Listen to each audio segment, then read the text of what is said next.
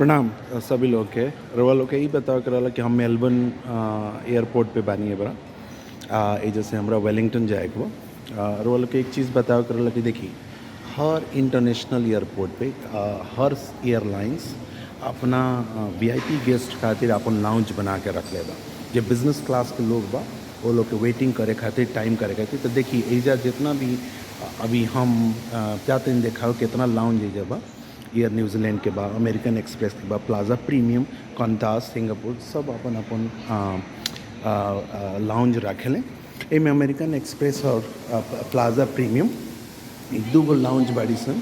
ये कोनो भी एयरपोर्ट एयरलाइन से रिलेटेड नहीं कि सन ये अपन बिजनेस क्लास के जितना भी एक क्रेडिट कार्ड होल्डर बाड़े या जितना लोग बा ओकरा खातिर ही रखे बड़े। तो देखिए ये सारा चीज़ बता रहा हूँ एकरा से नीचे हमने के जाए तो ये सारा डिफरेंट एयरलाइंस के जितना भी लाउंज होला वो सब के एक्सेस बता रहे लोग के हम दिखाओ तनी कि का कैसन कैसन होला। ठीक हम जैसे उतरनी हाँ एजा से दाएं तरफ सबसे बढ़िया इंटरनेशनली रिनाउंड जौन प्रीमियम प्लाजा कहल जाला प्लाजा प्रीमियम लाउंज वो बा। हम एकर मेंबर बानी हम रुआ के जब जाए भी में तरुआ के देखा तो देखिए एक फैसिलिटीज़ बा एमें रुआ प्रायोरिटी मेंबर पास चाहिए अगर वो लगे प्रायोरिटी पास बा तो रुआ एकरा के एक्सेसिबल बानी।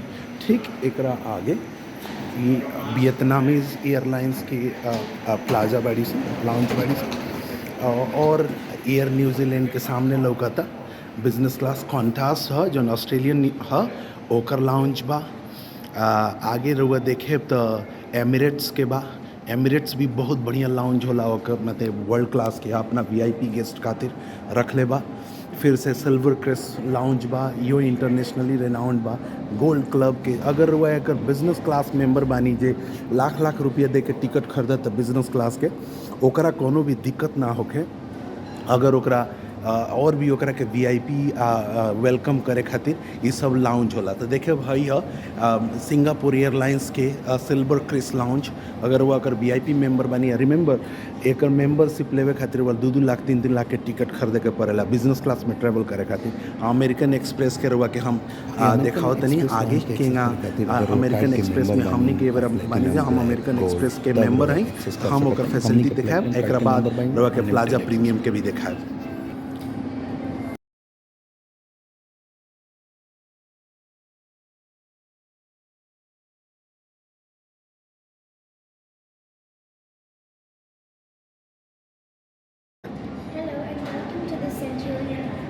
हाँ तो ये देखा था नहीं एजा से हमने के एंट्री बा एजा जब रुआ आए तो एक मेंबरशिप कार्ड रुआ दिखावे के पड़ी। अगर वह मेंबर बानी है या अमेरिकन एक्सप्रेस के बानी तो रिसेप्शनिस्ट का करिए कि रुआ से मेंबरशिप कार्ड लिए और बोर्डिंग पास देखिए और उसके बाद रुआ के एंटर होके दिए रुआ देखिए एक अंदर के फैसिलिटीज़ कितना बढ़िया बा। इमें हर चीज़ की फैसिलिटी बा खाए पिए की फैसिलिटीज़ बा बैठे की फैसिलिटीज़ बा खाना खाए की फैसिलिटीज़ बा ये मेन्यू बा रुआ कुछ भी ब्रेकफास्ट कर सकता नहीं खाए पिए के सारा चीज़ सामान बा रुआ दूध बा मिठाई बा चॉकलेट बा ब्रेड बा नैना ब्रेड बनाओ थरी अपन पैनकेक बनाओ थरी ये सब चीज़ टोस्ट बा ये सब चीज़ बा या एक बा खाना और जौन भी रुआ मीट और मिल सकता नैना अपना खातिर पैनकेक बनाओ तरी ये बटन मशीन बा कुछ नहीं का करे के एक बार बटन दबा देवे का ही रवा के का करके ये पैनकेक बना के दे दी। देखें मशीन में बस डाल दिया गया बा आटा अपने मने ओकरा के पका के 2 सेकंड के अंदर में रवा के वो रोलर बा रोलर पे बेल्ट चल रहा बा निकाल के ओकरा के दिखा दी। देखिए ब्रेड आता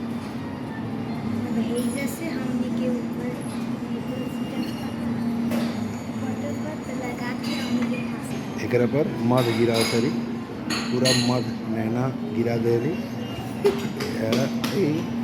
खाइए अरे भव्यो आ गई यो पहन के खाइए जाके बाहर है इमें जौन भी वाइन सब कुछ फ्री बा।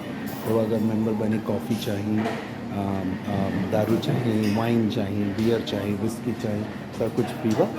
सेम एजा कोल्ड ड्रिंक बा अनलिमिटेड कोल्ड ड्रिंक जितना रवा व्यवस्था ले सकते हैं।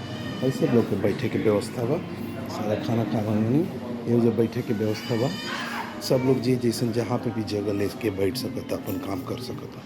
ये वालो हमनियों के हेजा बैठा नहीं देखी, ये सारा प्लेट हमनी के खाना खैले बनी जी। है दे नैना अपन खाना खाता रही है, भव्य बड़ी है दे नैना खाना खाता। तो कहे के माने का बाकी इमें हर चीज़ के फैसिलिटीज़ बा। रुआ अगर रुआ आइल बनी रुआ लगे वेटिंग टाइम बा, जैसे नेक्स्ट फ्लाइट के टाइम बा 4-5 घंटा 6 घंटा, तो रुआ एक फैसिलिटी की यूज कर सकतनी।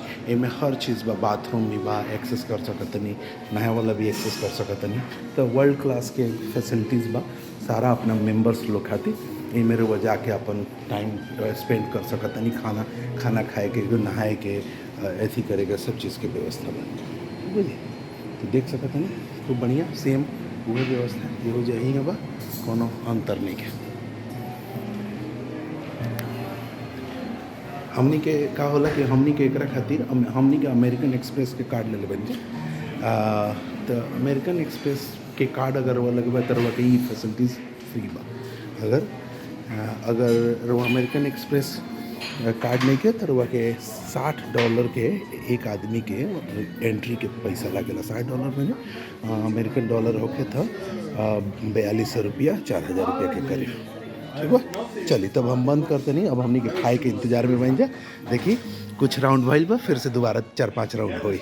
आई नैना अपन देखी पैनकेक बनैली है और ओकरा के फिनिश भी कर देली। नैना का बोले के चाहत रू, अच्छा लागल तारा?